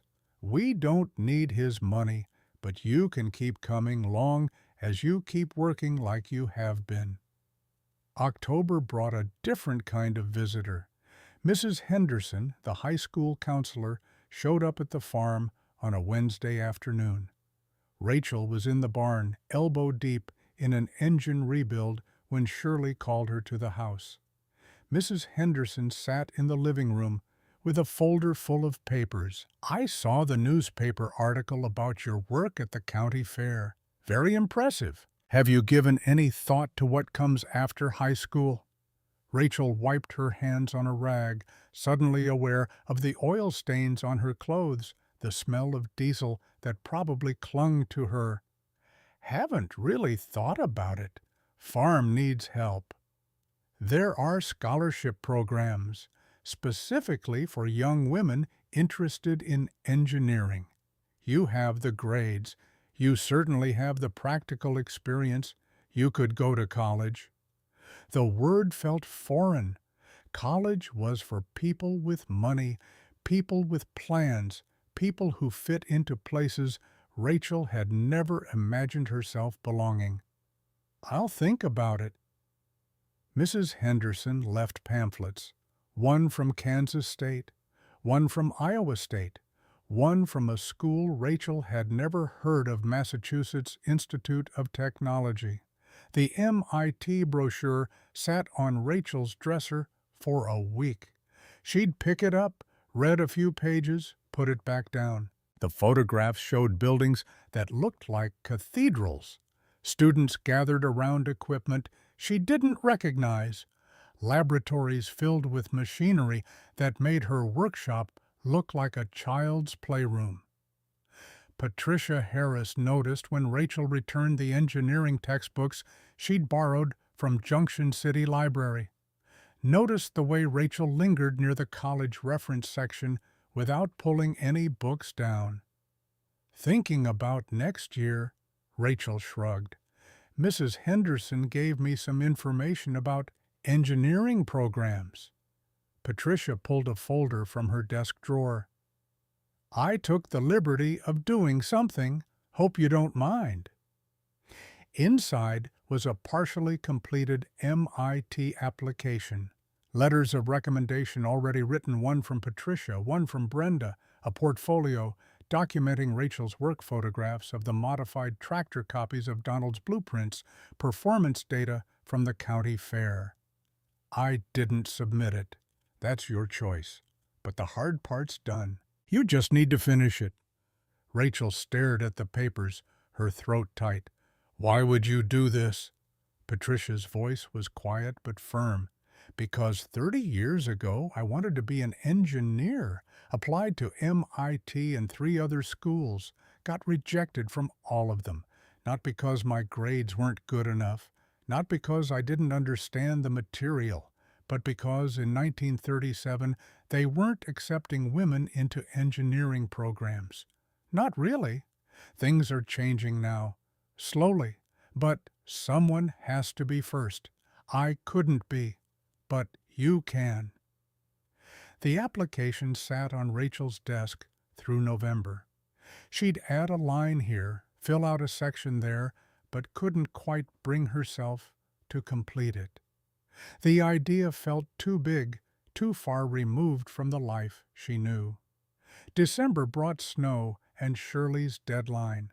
The bank in Springfield had extended the loan, but December 15th was the new due date. The repair work Rachel and Kenneth had done brought in enough money to make the payment with $200 to spare. Not much cushion, but enough that Shirley's ledger showed black ink instead of red for the first time in years. They made the payment December 10th. Kenneth drove to Springfield himself, hand-delivered the check, got a receipt.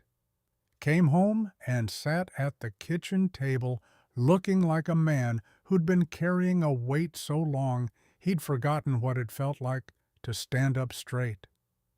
"We're not out of trouble yet. Still owe on the principal, still have next year's harvest to worry about. But we bought ourselves time." Shirley kissed the top of his head, a rare public display of affection. "Time is all we ever needed."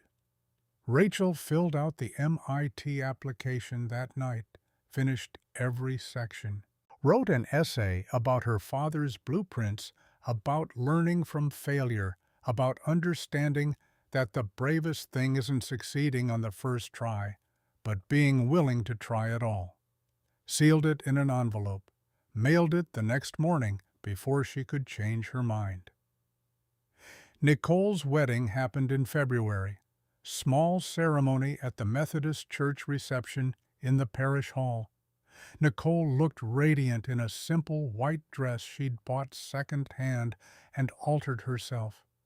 Jonathan looked terrified, but happy, the kind of scared that comes from knowing your life is changing in ways you can't control, but choosing to embrace it anyway. Rachel stood as maid of honor wearing a dress that felt like a costume. After the ceremony, Nicole pulled her outside into the cold evening air. "I'm scared, Rachel. Scared of leaving. Scared of being someone's wife. Scared of all the ways this could go wrong." "You're the bravest person I know." Nicole shook her head. "No, you are. You took apart the tractor that kept us alive. That's the scariest thing anyone in our family has ever done." She smoothed her dress, looked back through the window where Jonathan was dancing with Shirley. "But scared doesn't mean don't do it. It just means it matters enough to be worth the fear." The MIT acceptance letter arrived in May. Full scholarship, room and board, tuition, everything covered. Rachel sat at the kitchen table, unable to process what the words meant. Shirley saw it first. Her face lit up in a way Rachel hadn't seen since before Donald died. "This is extraordinary. I can't go. The farm needs me."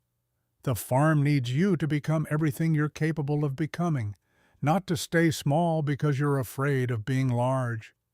"But who'll help Kenneth with the repair work? Who'll fix things when they break?" "Kit's competent now. Been training for 8 months, and there are other mechanics. The farm survived before you knew which end of a wrench to hold. It'll survive while you're at school." Kenneth came in from the barn, read the letter over Shirley's shoulder. Rachel waited for him to say she couldn't go, that they needed her too much. Instead, he asked, "When do you leave?" "August, but I'm not going to accept." His voice cut through with a firmness that stopped argument. "Yes, you are. Your father would have given anything for an opportunity like this. You're going to take it, make us proud, not because you owe us anything, but because it's what you're meant to do." Summer passed in fragments. Training Kit on the more complex repairs, making sure he understood not just procedures but principles. Working with Kenneth on jobs that stretched into evening teaching by doing passing on knowledge that couldn't be found in manuals. Gary Young hired them for 2 weeks in July to overhaul his entire equipment fleet. The work was hard but satisfying. Rachel rebuilt the engine she'd destroyed, did it right this time, earned back some of the trust she'd lost. Gary didn't say much, but he paid promptly and told 3 other farmers about their work. By August, Rachel had more job offers than she could accept. The money was good. More importantly, it was proof that education had value beyond just knowledge, that investing in learning paid returns that lasted longer than any single harvest. Dr. Laura Clark from MIT visited in late July, part of a recruitment trip through the Midwest. She sat on the front porch drinking iced tea while cicadas sang in the heat. "You made significant mistakes with your first customer's tractor." Rachel met her eyes. "Yes, ma'am." "And you learned from them." "I tried to." "That's more valuable than never making mistakes in the first place. MIT will be hard, harder than anything you've done. Most of your classmates will come from prep schools with resources you've never had. But you understand practical applications they've only read about in textbooks. That's worth more than any advantage." The night before Rachel left, Kenneth asked her to walk with him to the barn. The John Deere sat in its usual spot, 23 years old, now still running strong thanks to the modifications that had almost destroyed everything. Kenneth's hand rested on the hood. "This machine taught you something important. Want to know what I think it is?" Rachel waited. "Sometimes you have to risk what you have to protect what you love. You risked our livelihood because you loved this family." That was simultaneously The bravest and most foolish thing I've ever seen." He turned to face her. "MIT is another risk. You'll be leaving everything familiar, going somewhere you might fail. But if you don't go, you'll always wonder what could have been, and wondering is worse than trying. What if I do fail? Then you come home. We'll still be here. The farm will still be here. Failure isn't final unless you let it be." Kenneth pulled an envelope from his jacket pocket. "This is from your father's journal, the page after the one you read. I cut it out years ago, kept it separate, thought you should have it now." Inside was a single page, Donald's handwriting, filling it edge to edge. "Rachel, if you're reading this, I'm gone. And you found my workshop. I'm sorry I didn't tell Kenneth. I was scared he'd make me stop, but hiding it was wrong. Here's what I learned. Don't work alone. Don't hide what you're doing. Don't let pride make you think asking for help is weakness. And if you succeed where I failed, don't stop there. Take what you learn. Build something bigger. That's progress. Each generation standing on shoulders of the one before, reaching higher. I love you. I'm proud of you. Always." Rachel read it 3 times, vision blurring. He knew I'd find it. He knew you'd do great things. Now go prove him right. Think about the people who believed in you before you believed in yourself. Rachel's father never saw her succeed, but his belief changed everything. Who in your life is waiting for you to be brave, and what would you attempt if you knew they'd be proud of you either way? Boston hit like walking into a different world. MIT's campus sprawled along the Charles River brick buildings, mixing with glass and steel structures that looked like they'd been designed by people who thought in equations instead of blueprints. Students moved with purpose, carrying laptops and textbooks, discussing concepts Rachel had never encountered. Her roommate, Angela, came from New York. Her father was a corporate lawyer. Her mother taught literature at Columbia.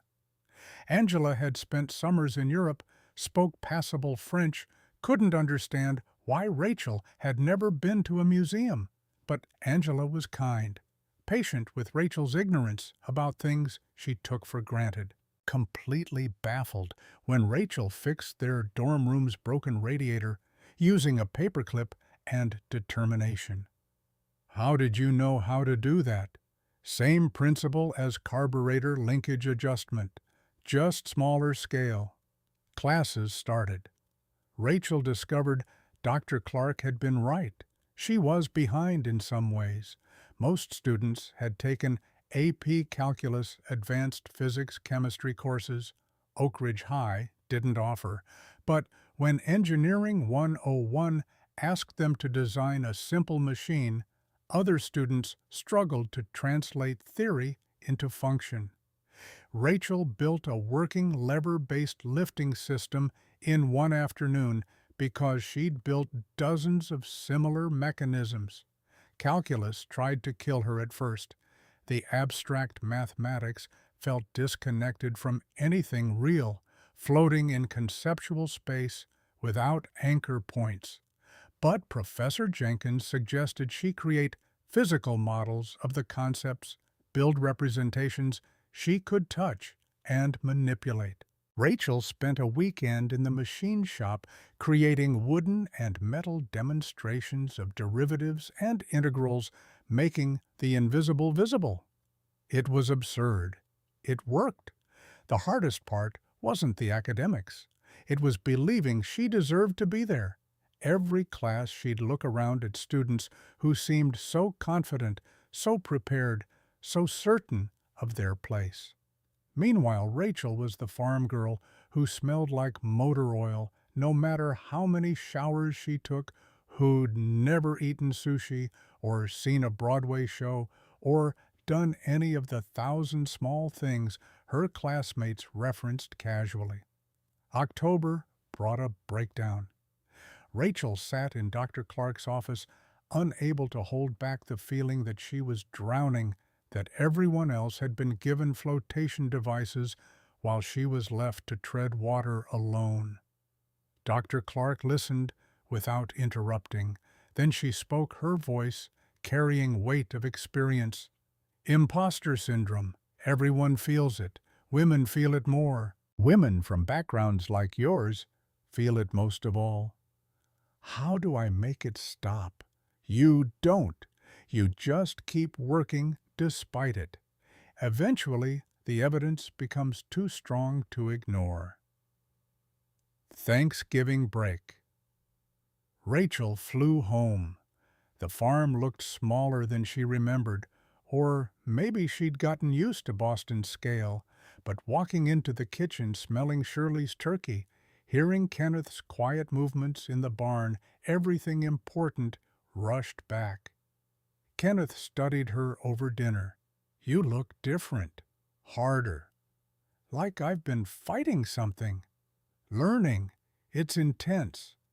Good intense or bad intense? Both.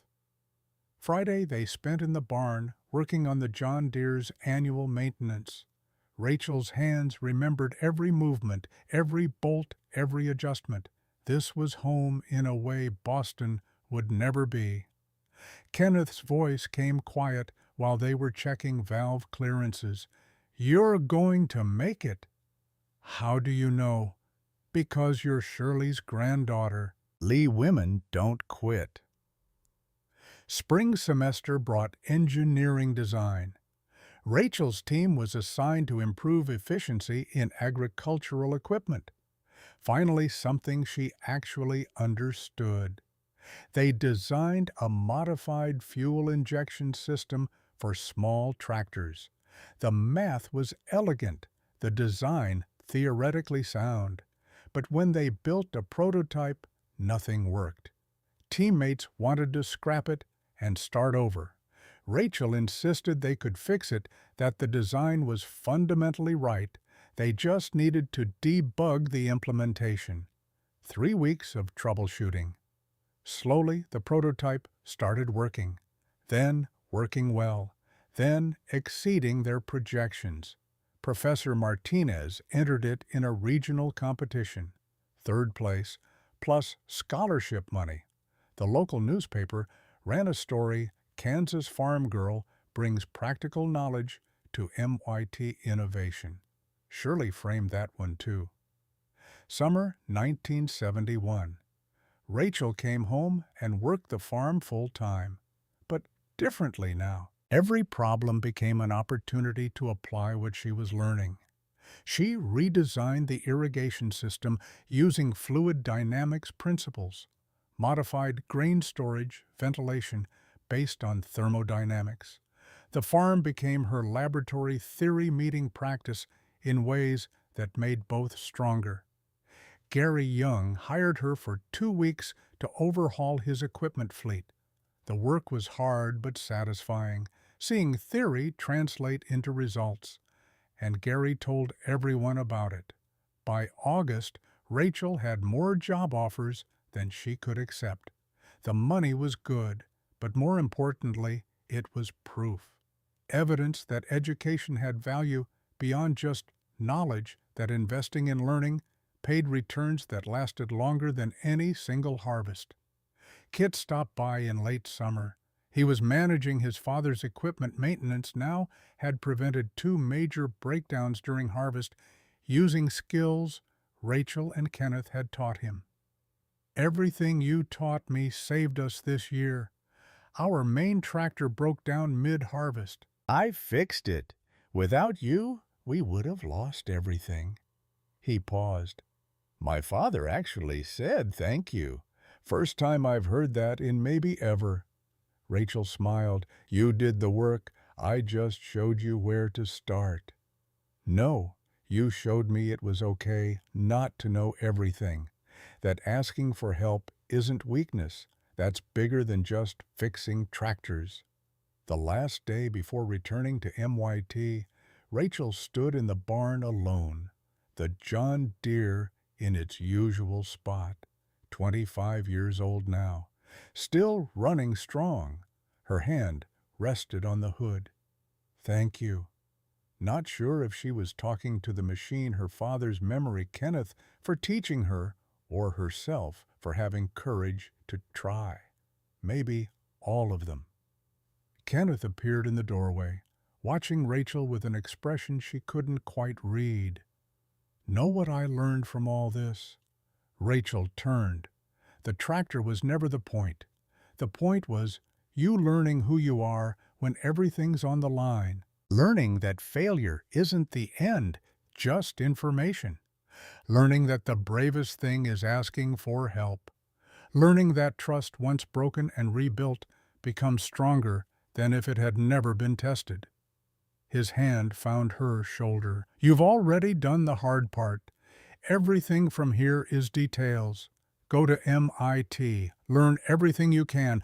Build things that matter. Make the world better. But remember, you're not doing it alone. You're standing on shoulders of everyone who believed in you. Your father, your grandmother, Brenda, Patricia, even that Anderson boy. And someday, someone will stand on your shoulders. That's how progress works. Rachel looked around the barn, her father's workshop no longer hidden, now organized and maintained, tools arranged on the pegboard, blueprints framed on the wall. The John Deere running strong because she'd had courage to finish what he started. This wasn't an ending. It was a beginning. Her father had started something. She'd continued it. Someone else would continue after her. Kit's voice came from the doorway. Ready to show me that valve timing adjustment before you leave? Rachel smiled. Yeah, let's get to work. The John Deere Model B would run another 15 years. Kit would take over the Williams farm repair business when Kenneth retired. Rachel would graduate MYT with honors, return to Kansas to start an engineering firm specializing in small farm equipment innovation. But that Thursday morning in August 1967, when a 15-year-old girl decided to finish her father's dream, none of them knew any of that yet. They just knew that sometimes the bravest thing you can do is trust that the people who love you will forgive you for trying, even when you fail, especially when you fail. Because that's what family does. They stand together, they build together, they reach higher together, and they never give up on each other. So here's the question.